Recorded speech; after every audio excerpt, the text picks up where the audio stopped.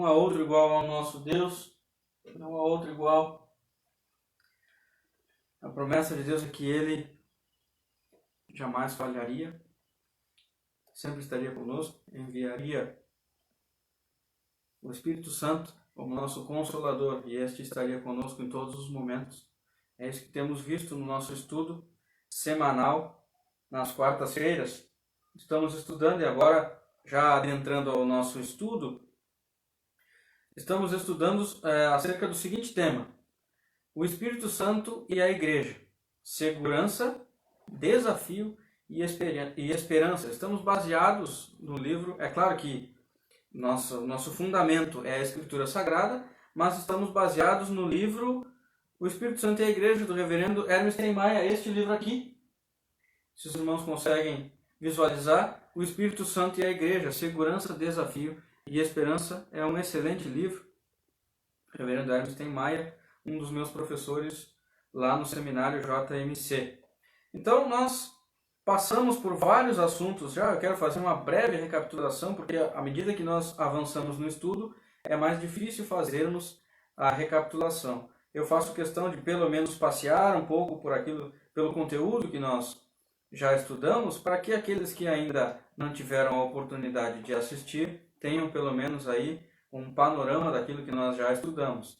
Então, nós falamos da necessidade de estudarmos esse tema, mas primeiramente falamos que a nossa crença, a nossa doutrina, ou as nossas doutrinas estão fundamentadas na Trindade. Talvez você já tenha isso decorado aí.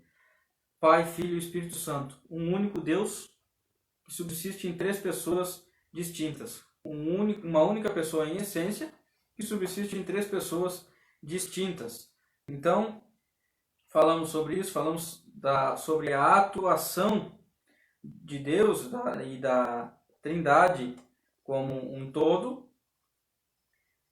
E falamos também, mencionamos aqui, isso é muito importante, que a gente sempre retorne a esse fato, que é muito necessário que nós estudemos a fundo acerca do papel do Espírito Santo na Igreja e que nós entendamos que o Espírito Santo é Deus. Por isso, ele não é como um amuleto, ele não é como um gênio da lâmpada, ele não é como algo que a gente possa ali, de alguma forma, acessar em momentos que nós queremos de acordo com a nossa vontade e a nosso bel prazer. Não é assim. O Espírito Santo é Deus, nós devemos adorá-lo também como Deus. Então, no que se refere ao livro, e aí aqui foi apenas um pano de fundo da necessidade de estudarmos, né? Nós fizemos aqui uma introdução do livro, sobre a importância também de estudar a pessoa e a obra do Espírito Santo. E falamos também sobre uma certa ênfase que nós temos, ou que algumas pessoas têm aqui, é claro que eu estou falando do ser humano em geral, né, de enfatizar, de certa forma, uma espiritualidade, e essa espiritualidade, quando não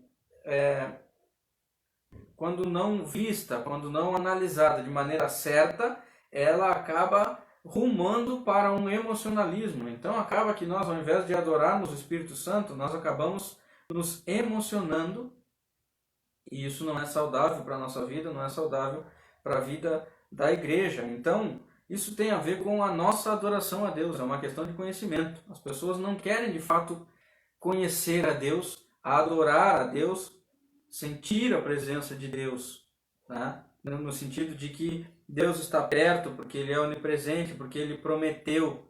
As pessoas querem de verdade, e talvez essa seja a maior ênfase, é sentir o Espírito Santo. E aí esse sentimento, essa sensação de que o Espírito Santo está perto de nós, ou dentro de nós, se daria como? Por sensações, por emoções, por algum tipo de manifestações físicas nossas, né? Calor, arrepios e algumas coisas assim.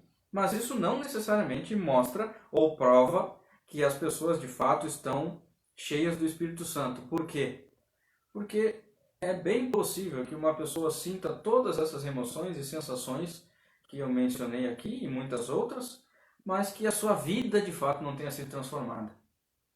Então me parece incompatível com o ensino da Escritura que as pessoas sintam de fato uma emoção ao serem tomadas, por assim dizer, com o Espírito Santo, mas a sua vida não muda, as suas práticas não mudam, o seu pensamento não muda, a sua postura com relação a Deus também não muda. Então isso deve nos preocupar, deve tomar espaço na nossa mente, na nossa vida, para que possamos entender de fato o papel do Espírito Santo. Então, o Espírito Santo não é algo que possa ser buscado nesse sentido, né? A nossa visão, a perspectiva correta de nós analisarmos essa busca pelo Espírito Santo deve ser cristocêntrica e não antropocêntrica. Ou seja, antropocêntrica significa o homem no centro. Então, nesse sentido, nós devemos sair do centro, certo? Sair do centro, e a nossa perspectiva deve ser cristocêntrica. A partir dessa perspectiva é que nós devemos analisar e entender o Espírito Santo e a Igreja. Então falamos também sobre o Espírito Santo no Antigo Testamento. Vários textos nós lemos aqui sobre o Espírito Santo no Antigo Testamento. A palavra que eu tenho repetido também, né? Só para a gente ter pelo menos um conhecimento, ainda que muito simples, do hebraico. A palavra é ruá, que pode ser traduzida como vento, sopro, espírito, hálito e outras palavras mais. A ideia de ar em movimento. Falamos que esse substantivo ocorre pelo menos 389 vezes no Antigo Testamento. 136 vezes esse substantivo se refere ao Espírito, que é chamado de Espírito de Deus, conforme o texto de Gênesis 1:2, por exemplo. Ou Espírito do Senhor. Né? Então, nós vemos que no Antigo Testamento já conseguimos ver que o Espírito se mostra, ou o Antigo Testamento mostra o Espírito como onisciente, onipresente e onipotente. 3 atributos de Deus: onipresença, onisciência e onipotência. E são atribuídas também ao Espírito. Portanto, o Espírito é Deus. O Espírito Santo é Deus. Falamos também do nível físico e intelectual. Toda a sabedoria de todas as pessoas é dada pelo Espírito Santo. O nível religioso e moral, no sentido de que todas as pessoas têm a lei de Deus gravada no seu coração. Todas as pessoas têm necessidade de adorar. E também o nível profético e revelacional. Aqui nós mencionamos um pouco acerca da escrita da Bíblia. Né? As pessoas que foram inspiradas pelo Espírito Santo para escrever a Bíblia. Então, nós falamos aqui, e é nisso que a gente crê, que essa inspiração não foi do tipo psicografia, né? do tipo que a pessoa vai lá e fica tomada pelo Espírito e aí ela fica num tipo de transe e passa ali a escrever. Eu não consigo imaginar isso, né? Até porque os textos têm características diferentes. Então, o Espírito se utilizou da instrumentalidade das pessoas também. Se utilizou das características das pessoas. Tanto que nós lemos livros que falam do mesmo assunto, mas de perspectivas diferentes, porque foram pessoas diferentes que escreveram, mas tudo é verdade, porque é inspirado pelo Espírito Santo, então é verdade de Deus, é palavra do Senhor. Falamos sobre o Espírito Santo no judaísmo posterior, que é aquela folha branca ali simbolizada, digamos assim, por aquela folha branca que separa o Antigo Testamento do Novo. Talvez você pode procurar na sua Bíblia aí. Muitas Bíblias têm essa folha em branco, que foi aquele período de 400 anos sem atividade profética. Né? Deus falava aos pais pelos profetas de muitas maneiras. Né? E naquele período de 400 anos, Deus não houve atividade profética. Portanto, algumas pessoas, ou a maioria das pessoas, talvez pensasse que Deus estava ausente. Porque para eles, Deus estar presente implicava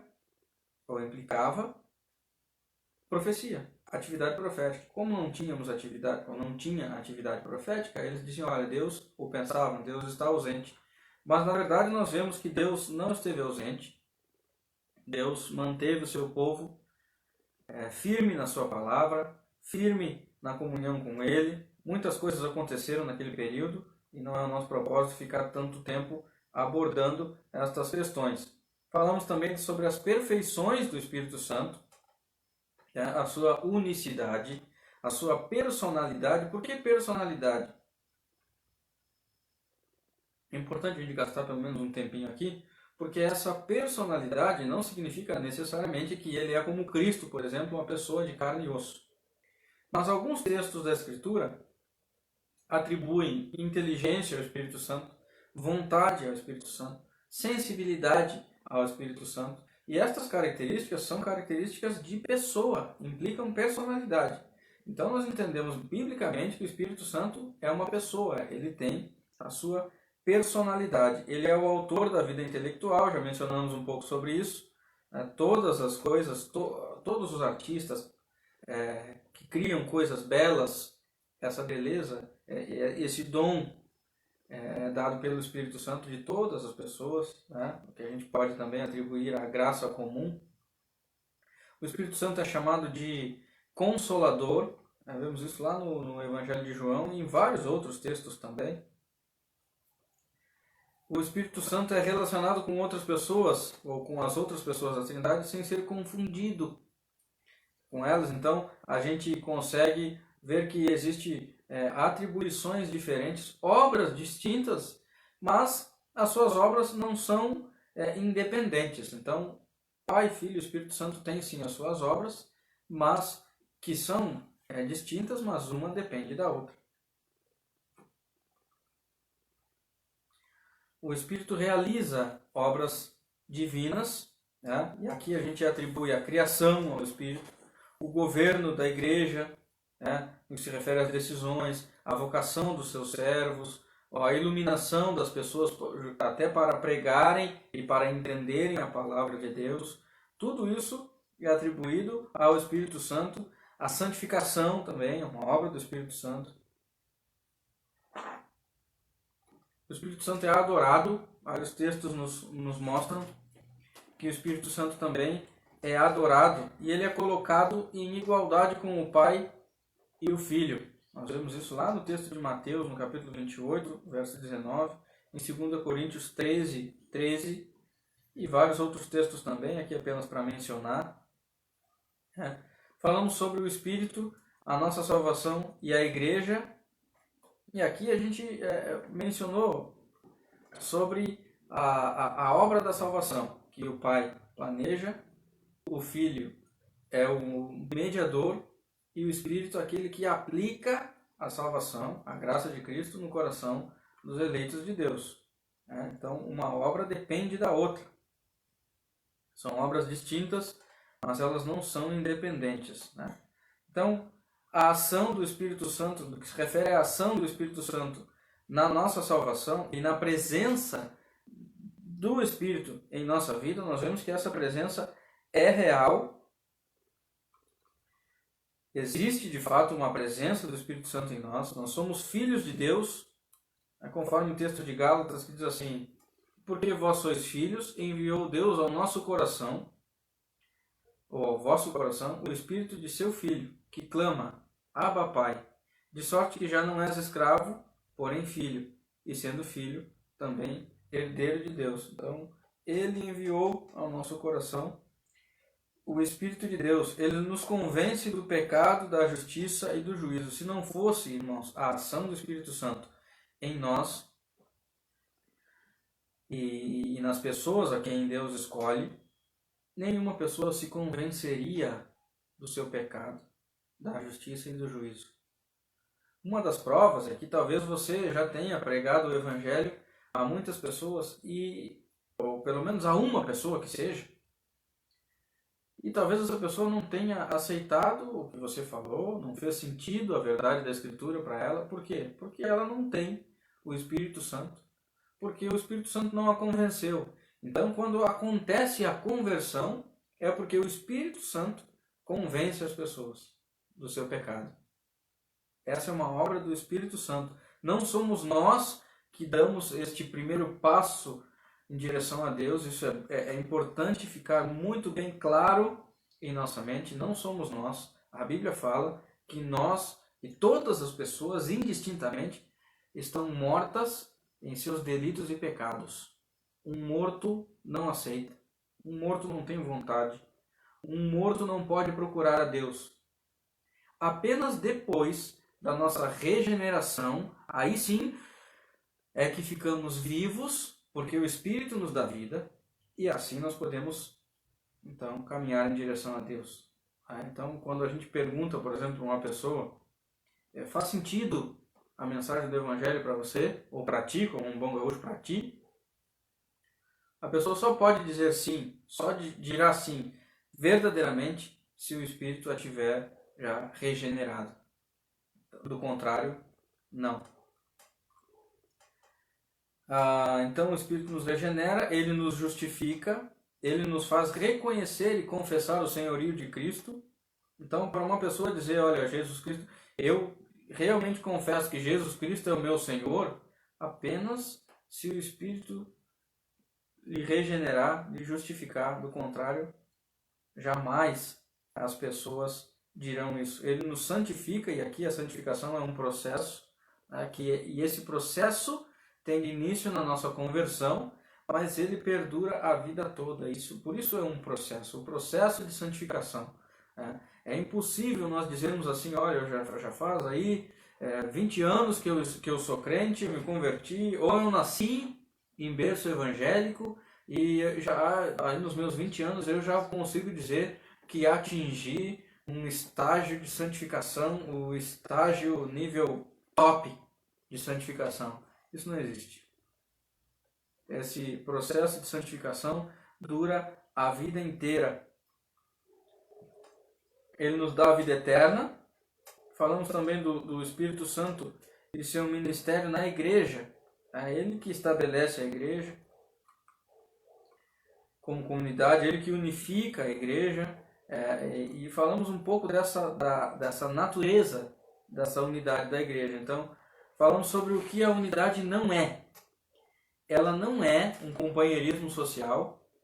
A igreja não é apenas uma forma de nós fazermos as nossas reuniões e algum tipo de lazer com os nossos irmãos. Ela não é uma uniformidade de organização, no sentido de que em épocas diferentes tem igrejas diferentes. Então a gente não pode simplesmente carimbar que todas as igrejas são iguais. Não é também uma uniformidade de vida, visto que cada pessoa que mora em lugar diferente tem a sua cultura, seus contextos diferentes. Então a igreja é uma, e aí a gente vê o poder do Espírito Santo em unificar pessoas que são de culturas, até de culturas diferentes, mas adorando o mesmo Deus. E aí falamos também sobre a Trindade como fundamento da unidade. Isso aí eu já mencionei um pouco já desde o início. E agora falamos um pouco também sobre o que a unidade é. E aí a gente falou que a unidade é em Cristo, conforme o texto de João, no capítulo 17, diz assim: eu lhes tenho transmitido a glória que me tens dado, para que sejam um, como nós o somos, eu neles e tu em mim, a fim de que sejam aperfeiçoados na unidade, para que o mundo conheça que tu me enviaste e os amaste como também amaste a mim. Essa unidade é essencial, é uma unidade que tem a ver com essência. Então, uma pessoa que não é regenerada pelo Espírito Santo, ela ainda é essencialmente pecadora. Por isso ainda não há entre essa pessoa e Cristo uma unidade, porque ela ainda não foi regenerada pelo Espírito Santo. Essa unidade acontece com aqueles que já nasceram de novo, receberam a palavra, guardam os mandamentos de Deus. Essa é uma unidade de propósito também, e aqui é bom sempre a gente entender o que significa essa unidade de propósito, porque Cristo se une à sua igreja com um propósito definido. E esse propósito é a glória de Deus. Não é afagar o ego das pessoas, não é apenas abençoar as pessoas, olha, pede o que quiseres que eu te darei, no sentido de que, olha, não tem crivo nenhum, pede o que quiser e lhe será dado. Não, as nossas petições são concedidas, sim, muitas vezes, Deus concede muitas vezes, mas desde que essas petições estejam de fato de acordo com a vontade de Deus. É impossível a gente crer, por exemplo, que a gente vai pedir para Deus, aqui apenas um exemplo, eu quero uma pessoa que tem um pensamento suicida, por exemplo, está tomando algum tipo de medicação e ela tem um pensamento suicida. Aí ela vai lá e pede para Deus, olha Deus, eu quero dinheiro, eu quero que o Senhor me dê dinheiro para comprar uma corda. Então assim, comprar uma corda, sim, é que a pessoa tem um pensamento suicida e ela quer uma corda para se enforcar. Deus conhece, Deus sabe todas as coisas. Então é muito complicado a gente entender que Deus dá todas as coisas sem crivo nenhum, porque senão a gente está dizendo assim que Deus dá as coisas para o mal das pessoas. É claro que Deus permite muitas coisas até a nível de tratamento, né? No sentido pedagógico. Né? Quando coisas ruins nos acontecem, nós aprendemos, nós nos aproximamos mais de Deus, mas a gente não pode simplesmente entender que Deus dá o que a gente quer, no sentido de que Ele seja um gênio que nos concede desejos de acordo com a nossa vontade. Não é assim que a Bíblia nos ensina. Falamos sobre a unidade e a nossa responsabilidade. Né? E aqui falamos sobre o texto de Efésios. Rogo-vos, lá no capítulo 4, rogo-vos, pois, eu, prisioneiro no Senhor, que andeis de modo digno da vocação a que fostes chamados, com toda humildade e mansidão, com longanimidade, suportando-vos uns aos outros em amor, esforçando-vos diligentemente por preservar a unidade do Espírito no vínculo da paz. Então veja que é o Espírito que promove essa unidade, mas nós precisamos nos esforçar para manter, para preservar essa unidade, né? Então, como é que a gente faz isso? Suportando-vos uns aos outros no sentido de servir de suporte, né? No sentido de servir de suporte. Esforçando-vos, e aqui a gente tem um imperativo importante. A ênfase maior que Paulo dá é no verbo esforçando-vos, porque ele acrescenta diligentemente. É um esforço com um empenho. Esforçando-vos diligentemente. Esse é o foco que a gente destaca desse verso, nesse versículo 3. Um esforço intenso e perseverante. E aí é importante que a gente já chegue no nosso foco de hoje, para que a gente não perca muito tempo aqui. Então, apenas para chegar até aqui, nós falamos sobre essa preservação da unidade do Espírito. Então, primeiro, a unidade é do Espírito. No vínculo da paz, nós somos um com Cristo. Quem gera essa unidade é o Espírito, mas nós devemos nos esforçar para preservar essa unidade. E o que promove essa unidade, ou a perpetuação dessa unidade, é o vínculo da paz. Nós temos vários textos que falam sobre a paz que a Bíblia nos encoraja, nos ensina a ter com os nossos irmãos. E hoje o nosso tema é a unidade vivenciada. Muito interessante o tema de hoje, porque no que se refere a vivenciar a comunhão com o Espírito, inevitavelmente, irmãos, nós temos de considerar a comunhão com os nossos irmãos. Essa comunhão, essa unidade, ou comunhão com o Espírito, ela não acontece a sós. Não é algo apenas individual e a gente vai fundamentar isso. Primeiro porque o nosso padrão de comunhão é a Trindade. Deus Pai, Filho e Espírito Santo. Uma pessoa em essência que subsiste em três pessoas distintas. Mesmo subsistindo em três pessoas distintas, sempre tem comunhão. A ponto de todas as suas obras, apesar de serem distintas, elas são dependentes umas das outras. Então, existe uma comunhão na Trindade. Segundo, porque Cristo se uniu com a sua igreja, e não necessariamente com indivíduos em particular. Ele se uniu àqueles que o Pai lhe deu, é isso que a Escritura diz. Aqueles que o Pai lhe deu. Então não é uma união individual. Essa união com o Espírito não é individualista ou elitista, por exemplo, no sentido das elites sociais. Na verdade, a vontade do Espírito, irmãos, conforme nós entendemos na palavra de Deus, é nos arrancar da solidão e nos colocar em comunhão com os nossos irmãos. Essa é a vontade de Deus. Essa comunhão é socializante. Ela revela que todas as pessoas, sem exceção, são carentes, são dependentes da graça de Deus. Se você pode acompanhar aí na sua Bíblia o texto de Efésios, no capítulo 2, versículos 18 e 19, o texto nos diz assim: porque por ele ambos temos acesso ao Pai em um Espírito. Assim já não sois estrangeiros e peregrinos, mas concidadãos dos santos, e sois da família de Deus. Olha de novo. Porque por ele ambos temos acesso ao Pai em um Espírito. Assim já não sois estrangeiros e peregrinos, mas concidadãos dos céus, e sois da família de Deus. Deus quer uma união dos membros da sua família. Vamos ler o texto de Atos dos Apóstolos, lá no livro de Atos dos Apóstolos.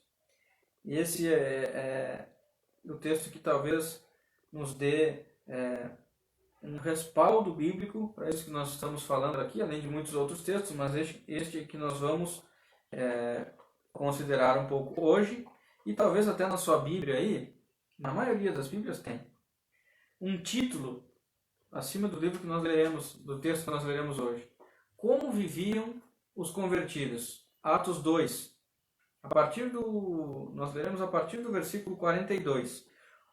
É claro que eu não lerei todo o texto agora, eu lerei alguns versículos, depois outros versículos, mas este é o texto. Atos 2, 42. Veja se não tem aí na sua Bíblia um título semelhante a esse. Como viviam os convertidos? Então, especificamente no versículo 42 diz assim: e perseveravam na doutrina dos apóstolos e na comunhão, no partir do pão e nas orações. E perseveravam na doutrina dos apóstolos e na comunhão, no partir do pão e nas orações. Irmãos, o nosso propósito aqui, e eu quero explicar isso, não é explorar a fundo todo o livro de Atos, até porque nós iniciamos já no domingo passado uma série de sermões expositivos baseados no livro de Atos que corroboram para esse ensino que nós estamos tendo na quarta-feira sobre o Espírito Santo e a Igreja. Então, complementa o outro. Então, no domingo nós estamos fazendo as exposições ao vivo, né, sobre o livro de Atos dos Apóstolos. Né? Nós passamos a exposição ao vivo. Então, nosso propósito não é explorar a fundo o livro aqui, mas sim abordar a questão da unidade promovida pelo Espírito, que era vivenciada pelos crentes, vivenciada em comunhão. Então, em primeiro lugar, nós já podemos aqui perceber que a unidade era vivenciada na perseverança, conforme o texto que nós lemos agora. Era vivenciada na perseverança, porque esse era o fundamento da igreja primitiva. Aquela igreja não estava fundamentada em qualquer doutrina, mas na doutrina dos apóstolos. Na doutrina dos apóstolos. Então, lá no texto de Efésios, do capítulo 2, versículo 20, diz assim: edificados sobre o fundamento dos apóstolos e profetas, sendo ele mesmo, Cristo Jesus, a pedra angular. Edificados sobre o fundamento dos apóstolos e profetas, sendo ele mesmo, Cristo Jesus, a pedra angular. Então, quando nós observamos o texto de Atos à luz do texto de Efésios, nós podemos entender que estar fundamentado na doutrina dos apóstolos é estar alicerçado na rocha, na pedra angular. E essa pedra é Cristo. Ou seja, o alicerce da igreja é Cristo. O alicerce da igreja é Cristo. E essa unidade também era vivenciada na comunhão. Nós chegamos a essa conclusão pela expressão que nós lemos no texto de Atos, partir do pão. Nesse versículo 42 mesmo que lemos. Muito provavelmente essa expressão aqui faça referência à ceia do Senhor, da qual a igreja participava como sacramento, lembrando a morte e a ressurreição de Jesus Cristo, conforme o texto também lá de 1 Coríntios no capítulo 11. E essa comunhão, esse partir do pão deve ser preservado, irmão, mantido ainda hoje pela igreja atual, pela igreja de todos os tempos, porque ela foi instituída por Cristo e é uma representação real da unidade da igreja. A comunhão também pode ser vista nas orações, conforme o texto também que nós vimos. Note que a igreja sentia um prazer espiritual em orar, irmãos. A igreja sentia esse prazer espiritual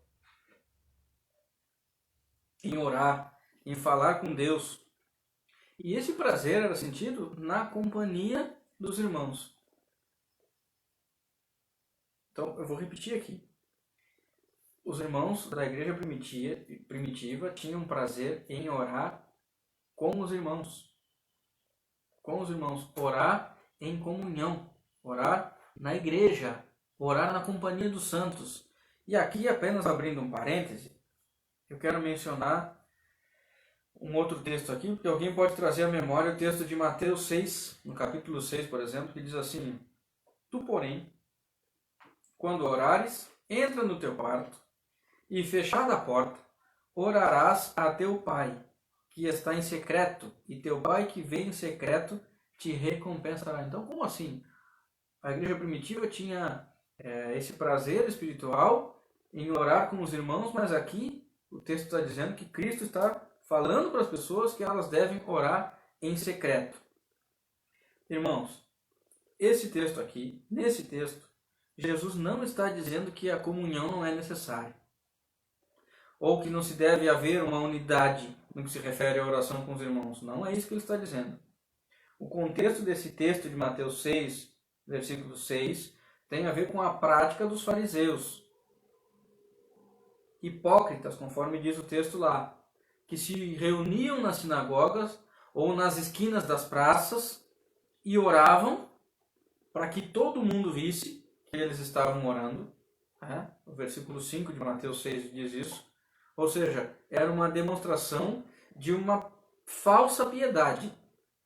Então a oração era algo que eles faziam com a boca, mas não faziam com o coração. Nesse sentido, Jesus Cristo disse: é melhor falar com Deus de maneira verdadeira, sozinho no seu quarto, do que orar da boca para fora para que todo mundo veja. Então é nesse sentido. Não é dizendo que não é necessária a comunhão. Portanto, um texto aqui não anula o outro. Complementa, reforça. Porque se nós temos prazer em orar a Deus sozinho, esse prazer deve ser ainda maior em orar na companhia dos justos, na companhia dos filhos de Deus. A comunhão ou a unidade também era vivenciada na vida comunitária. De acordo com o livro de Atos, no capítulo 2, versículo 45, aqueles que tinham, veja bem, note isso, aqueles que tinham uma condição financeira melhor, vendiam as suas propriedades e bens, distribuindo o produto entre todos à medida que tinham necessidade. Então essa, irmãos, era uma das maneiras de ajudar o próximo, de vivenciar a unidade. Isso não significa que é uma obrigatoriedade fazer da mesma forma hoje. Eu não diria aqui hoje, para você vender tudo que tem, trazer para a igreja e distribuir, para que a gente distribua com os outros, porque são épocas diferentes, são contextos diferentes. Até se você quiser vender alguma coisa, distribuir aqui com o licenciado, não tem problema, a gente vai fazer bom uso, mas a ordem não é essa. Eu não posso dizer hoje para você assim, olha, vende tudo que tem e distribui com os pobres, porque não é necessariamente essa a ênfase. Tá? Mas o contrário também é preocupante. Qual o contrário? Olha, talvez hoje, se uma pessoa vende tudo que tem e dê aos pobres, pode muito bem ser legalismo. Fazer como a prática dos fariseus, por exemplo. que oravam para todo mundo ver, mas eram orações vazias da boca para fora. Certo? Então o fato de alguém vender a casa hoje e trazer para a igreja não implica devoção, não implica piedade genuína, não, nada disso. Tá? Algumas vezes pode ser? Pode, mas não é uma regra. Tá? Agora, uma pessoa que se diz cristão, é de se duvidar da veracidade do cristianismo de muitas pessoas que professam a Jesus Cristo, tá? Porque pode haver pessoas na igreja que são tão abastados financeiramente, se digam cristãos, ou se intitulem, ou se auto-intitulem cristãos, mas não têm a menor disposição em ajudar as pessoas, em ajudar o próximo. Então aí a gente já começa a ter pelo menos aí algum critério para que a gente defina se realmente essa pessoa é ou não é cristão, né, nesse sentido, né? É claro que eu não estou falando aqui que são as obras apenas que definem se a pessoa é cristã ou não é cristã, né? Mas imagine uma pessoa que tem condições financeiras e não tem a mínima disposição em ajudar. Qual será o Deus dela nesse sentido? Será que o Deus dela não é, nesse sentido aqui, o dinheiro? Então tem algumas coisas que a gente precisa ser muito cauteloso, assim, nesse sentido. Paulo disse assim, ó, lá em Gálatas, capítulo 6, versículo 10. Por isso, enquanto tivermos oportunidade, façamos o bem a todos, mas principalmente aos da família da fé. Então essa é uma prerrogativa cristã. Aqueles que têm uma condição financeira maior devem sim ajudar aqueles que têm uma condição financeira menor. Isso aí é uma verdade que a Bíblia nos ensina. É bem verdade que ajudar também não é sustentar. Isso aqui talvez tenha que ficar bem claro também, porque talvez vai existir pessoas lá que não vão trabalhar, por exemplo, na igreja, não vão trabalhar, não vão se sustentar, porque tem gente na igreja que é mais abastado financeiramente e aí pode sustentar outras famílias. Isso também não é bíblico. Isso também não é bíblico. Nós temos que trabalhar, buscar o nosso pão de cada dia. Nós podemos sim e devemos ajudar o próximo. Então, no momento oportuno, irmãos, nós falaremos mais acerca do livro de Atos, especificamente lá no domingo, como eu tenho falado. Porque essa necessidade, esse auxílio que nós comentamos aqui, essa pincelada, e bem como a unidade da igreja promovida pelo Espírito Santo e vivenciada, ou a unidade do Espírito, e vivenciada pela igreja, culminou para a instituição dos diáconos, por exemplo. Quando da ocasião lá das viúvas helenistas que estavam sendo esquecidas na distribuição diária. Em Atos 6 nós vemos isso. Então essa necessidade de distribuição, de organização, gerou aí a necessidade da instituição dos diáconos, lá naquele contexto. E até hoje eles prestam um serviço fundamental na casa do Senhor, organizando e servindo. Eu gostaria aqui já caminhando para o final do nosso estudo, mencionar o texto de Atos no capítulo 2, versículos 46 e 47. Eu gostaria que você acompanhasse com muita atenção. Diariamente perseveravam unânimes no templo, partiam o pão de casa em casa e tomavam as suas refeições com alegria e singeleza de coração, louvando a Deus e contando com a simpatia de todo o povo. Enquanto isso, acrescentava-lhes o Senhor, dia a dia, os que iam sendo salvos.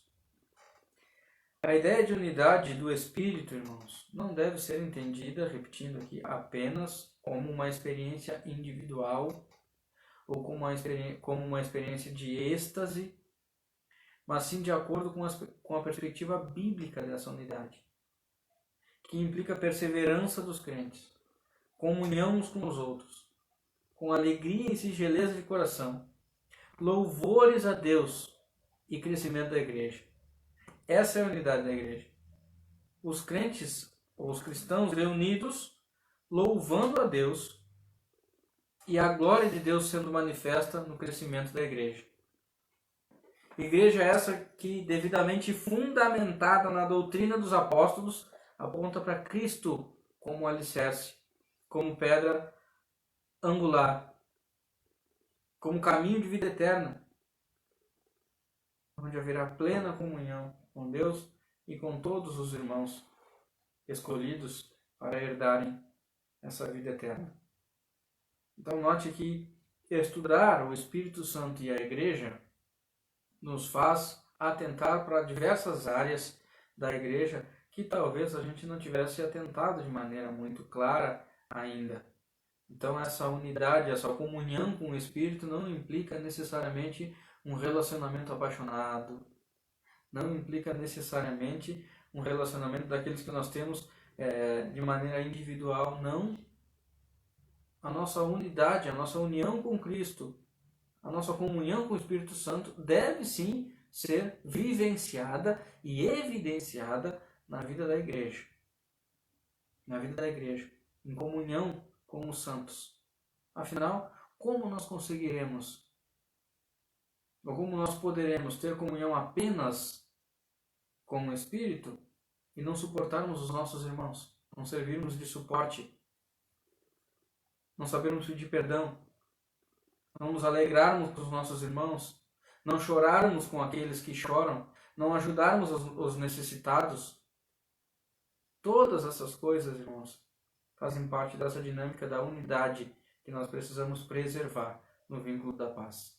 Então, que Deus te abençoe e te guarde e que você possa guardar essa palavra no seu coração para que entenda de fato e de verdade que essa união promovida pelo Espírito Santo implica união com os nossos irmãos também.